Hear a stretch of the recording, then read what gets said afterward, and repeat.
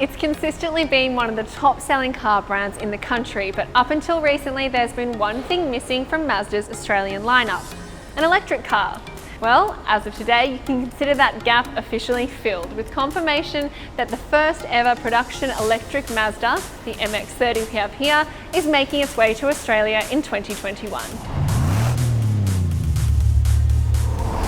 We've long had our suspicions that this new crossover would come down under, ever since it debuted at the 2019 Tokyo Motor Show as Mazda's first mass-production electric car. And the good news is, Australian buyers will have the choice of two powertrains when it lands.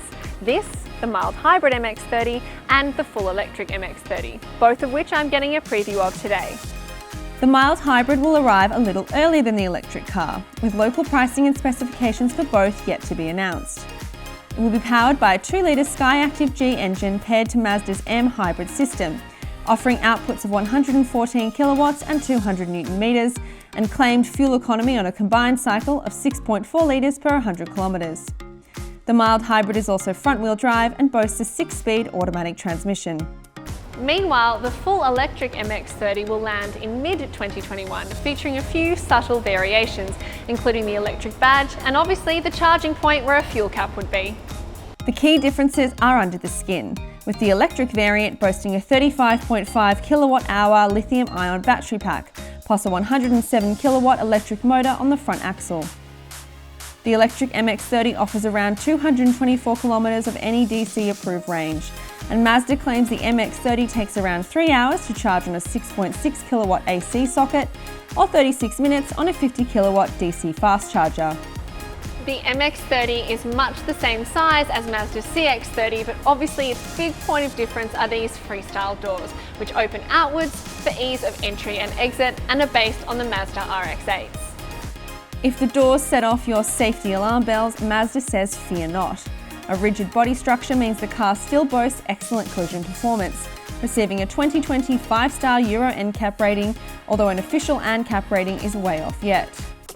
You've also got the option of a 3-tone colour scheme, plus you've got 18-inch alloy wheels, the cylindrical LED headlights, and of course a standard rear spoiler on the sporty coupe-like roofline. Standard safety kit includes features like emergency lane keeping with blind spot assist and road keep assist, which helps you stay on track even without lane markings. There's also something called turn across traffic functionality, which can intervene in collisions at intersections by activating the smart brake support system. 10 airbags are also included as standard. So I'm inside the interior of the mild hybrid, and both the mild hybrid and EV have very similar interiors, albeit a few small differences, which I'll talk about in a minute. But otherwise, both cars receive this central screen at the top of the dash, which controls the infotainment functions. You've also got a secondary touchscreen down here for climate controls. This floating center console is all new for Mazda.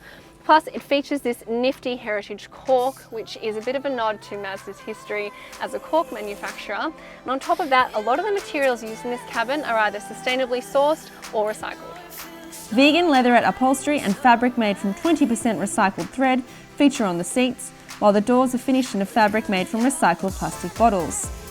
The boot capacity is 311 litres on both the mild hybrid and electric models, even though the latter feature a battery stowed under the floor.